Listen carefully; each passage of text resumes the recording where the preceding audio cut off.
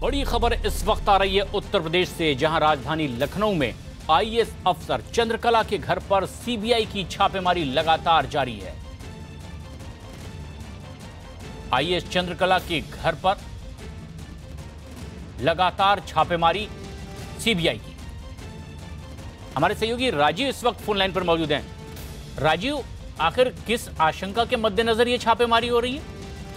देखिए, बीते सपा सरकार में हमीरपुर में अवैध खनन का मामला सामने आया था, जिसमें तत्कालीन जिलाधिकारी बी चंद्रकला पे ये आरोप था कि नियम कानून को ताक में रखकर उन्होंने कई ऐसे टेंडर दिए थे, जिसको हाईकोर्ट में जब इसके खिलाफ याचिका दायर की गई तो हाईकोर्ट ने उन सभी अवैध रूप से जारी किए गए टेंडरों को रद्द कर दिया था और सीबीआई को आदेश दिया था कि इस मामले की जांच कराई जाए। उसी के आधार पर जब सीबीआई ने जांच किया तो प्रथम दृष्टया बी चंद्रकला और तत्कालिक अधिकारी संध्या तिवारी व भवनाथ की भी भूमिका संदिग्ध रूप से पाई गई थी और ये प्रथम दृष्टया आरोप साबित हुए थे कि निश्चित रूप से उस मामले में अब नियम कानून को ताक में रखकर टेंडर जारी किए गए थे, क्योंकि उस वक्त जो टेंडर की व्यवस्था थी वो ई टेंडरिंग के जरिए देने की थी, लेकिन इन लोगों को उसको दरकिनार कर अपने चहेतों को टेंडर दिए थे। ऐसे में सीबीआई ने इस वक्त राजधानी लखनऊ के सफायर अपार्टमेंट में उनके 101 नंबर फ्लैट पर छापा डाला है और जो अधिकारी हैं वो अंदर लगातार अवैध खनन से जुड़े दस्तावेजों को खंगाल रहे हैं। उन्हें उम्मीद है कि इस फ्लैट से कुछ आम दस्तावेज मिल सकते हैं, जिसके आधार पर जो बी चंद्रकला के ऊपर आरोप लगा है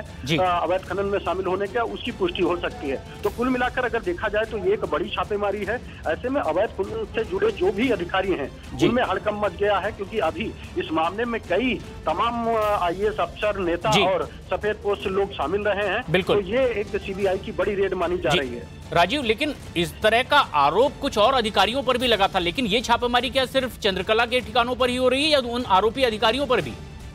देखिए, जिस तरह से आपने देखा कि बीते दिनों लगातार जो भ्रष्टाचार से जुड़े आईएएस अधिकारी रहे हैं उन पर सीबीआई ने कार्रवाई की है। राजधानी लखनऊ में कल भी एक छापा मारकर एक अधिकारी की गिरफ्तारी हुई थी। उसी में क्योंकि अवैध खनन के मामले में जो प्रथम दृष्टया जांच हुई है उसमें बी चंद्रकला के खिलाफ कुछ ऐसे साक्ष्य मिले हैं जिसके आधार पर यह कहा जा सकता है कि इनकी भूमिका संदिग्ध रही है उस मामले में, और यही कारण है कि सबसे पहले बी चंद्रकला के आवास पर छापा मारा गया है, क्योंकि जो उस वक्त अवैध रूप से टेंडर जारी किए गए थे वो साबित हुए हैं और उसी के आधार पर कोर्ट पहले ही उन टेंडरों को अवैध घोषित करके रद्द कर चुका है। और यही कारण है कि सीबीआई ने सबसे पहले बी चंद्रकला के आवास पर छापा मारा। इससे पहले सीबीआई हमीरपुर जाकर भी कुछ दस्तावेज खंगाला था। उसने 7 दिन तक हमीरपुर में रुकी थी और उस दौरान भी उसके हाथ कई अहम दस्तावेज लगे हुए थे। उन्हीं के आधार पर आज बी चंद्रकला के लखनऊ स्थित आवास पर इस वक्त सीबीआई रेड कर रही है और सीबीआई को उम्मीद है कि इस आवास से कुछ उन्हें अहम दस्तावेज मिल सकते हैं, जिसके आधार पर आगे जो अन्य अफसर हैं, जो लोग इस अवैध खनन के काले कारोबार में शामिल हैं, उनके खिलाफ भी कार्रवाई की जाएगी। ये सबसे अहम भी है कि आखिर कुछ और जो आरोपी हैं वो आखिर कौन कौन है जिन पर इसी कड़ी में आरोप लगे हैं?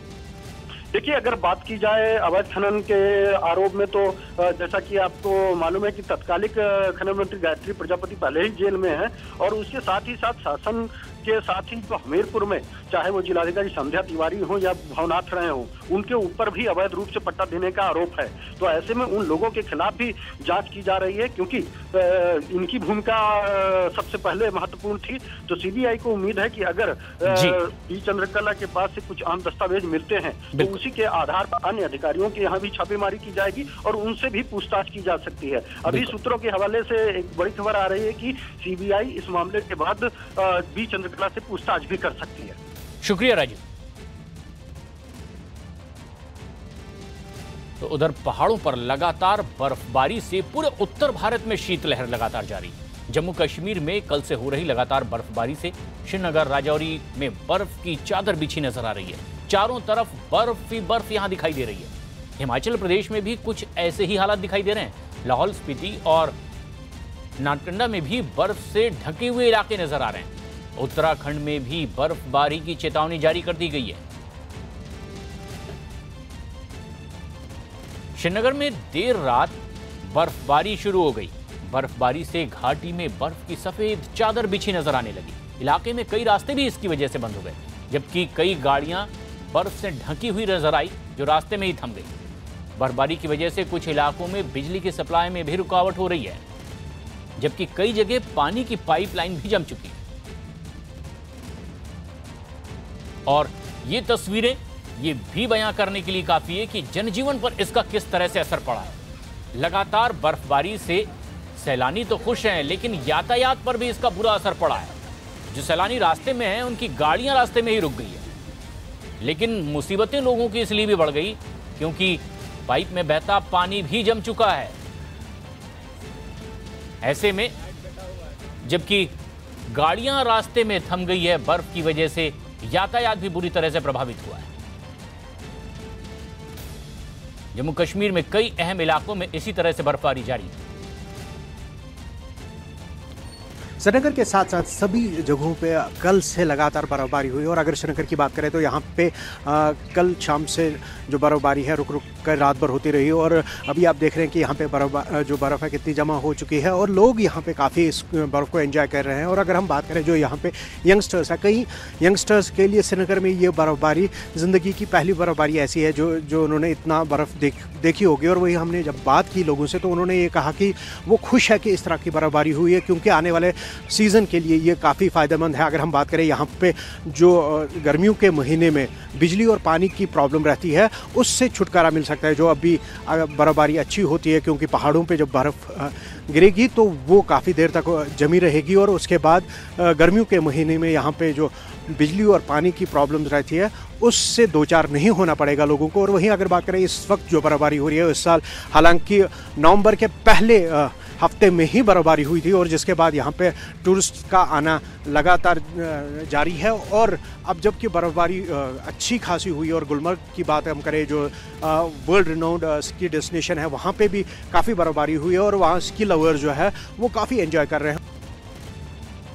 कल से हुआ है, इससे बहुत प्रॉब्लम हो गई है यहाँ पे कश्मीर में क्योंकि ट्रैफिक भी नहीं चल रहा है, गवर्नमेंट सारा बंद पड़ा है और सड़कों पे भी आप देख सकते हैं मतलब कितनी प्रॉब्लम हो रही है। यहाँ पे गाड़ियों को भी चलने में दिक्कत हो रही है और लाइट भी यहाँ पे मतलब लाइटिंग का भी प्रॉब्लम हो रहा है। यहाँ पे लाइट भी कल से नहीं आ रही है कि पिछले साल भी जो है स्नोफॉल उतना हुआ नहीं, तो इस साल जो ये स्नोफॉल है मतलब बहुत ही अच्छा है क्योंकि मतलब जो माउंटेनियस रीजन है फिर समर्स में वाटर रहता है और टूरिज़्म के हिसाब से भी अगर हम देखें तो विंटर्स में जो है टूरिस्ट रिजॉर्ट जो है पहलगाम है, गुलमर्ग है, तो उनमें जो है ये एक टूरिज़्म का एक ज़रिया भी है। बर्फ़ गिरा, अभी बर्फ़ थोड़ा सा भी कल शाम से ही बिजली नहीं है। हाँ, और सड़कों पे मेन सड़कों पे इन्होंने बर्फ़ उठाया मगर जो अंदर के गलियां हैं उन पर बर्फ़ ना हुई है। और लगातार बर्फबारी इन इलाकों में जारी है। बनिहाल की अब ये तस्वीरें आप देख रहे हैं किस तरह से लगातार बर्फबारी से जनजीवन पर भी इसका असर पड़ा है। यातायात रुक रुक कर आगे बढ़ता दिखाई दे रहा है, लेकिन जहां रास्तों में बहुत ज्यादा बर्फबारी हुई है वहां मशीनों से इस बर्फ को रास्ते से हटाने की कवायद जारी है ताकि यातायात आगे बढ़ सके। लेकिन जनजीवन पर भी इसका असर पड़ा है।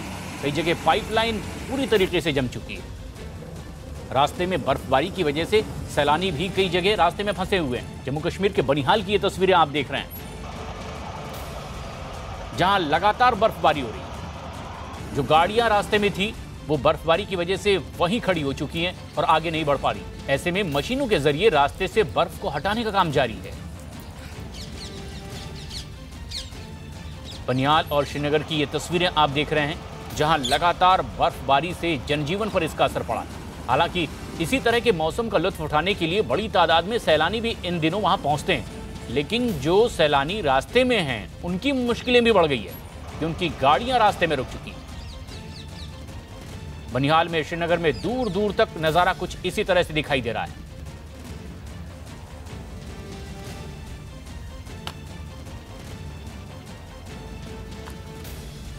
पूरा इलाका ऐसे नजर आता है जैसे बर्फ की चादर से इस इलाके को ढांक दिया गया।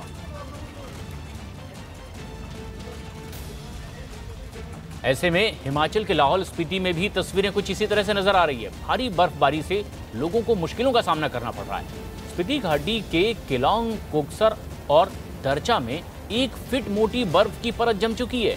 वहां बीते कुछ दिनों से बर्फबारी का सिलसिला लगातार जारी है और इसी वजह से लोग कड़ाके की सर्दी का सामना करने को मजबूर हैं।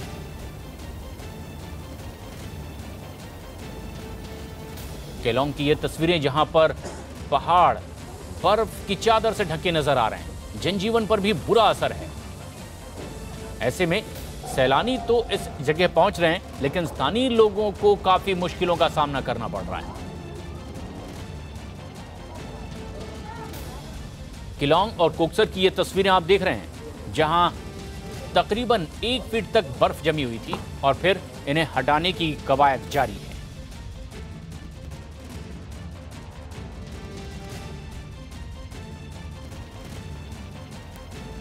लेकिन हिमाचल प्रदेश के नारकंडा में भी तापमान में भारी गिरावट दर्ज की गई है।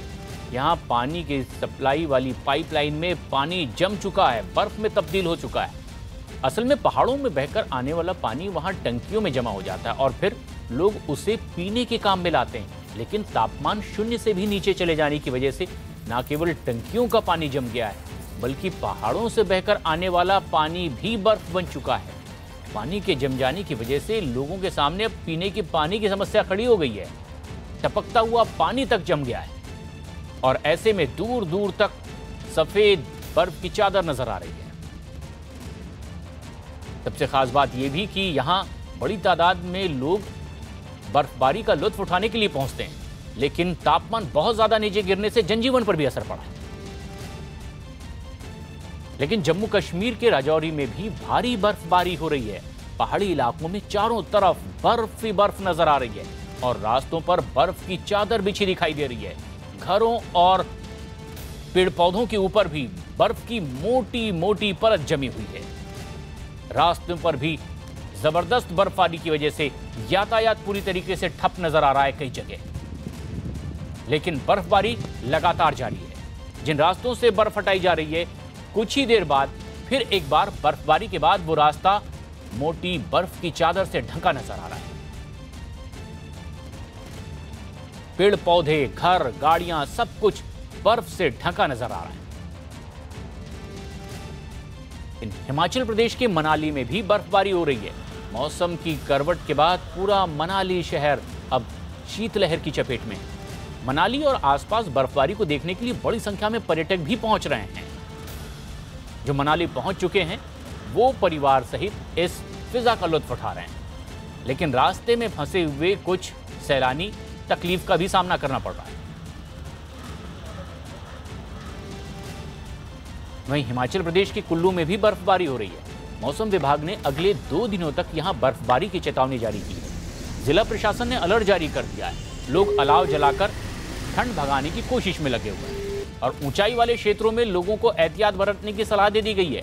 पर्यटकों को ऊंचाई वाले क्षेत्रों में जाने से रोक दिया गया है, क्योंकि तापमान में कुछ और गिरावट आने की आशंका जाहिर की गई।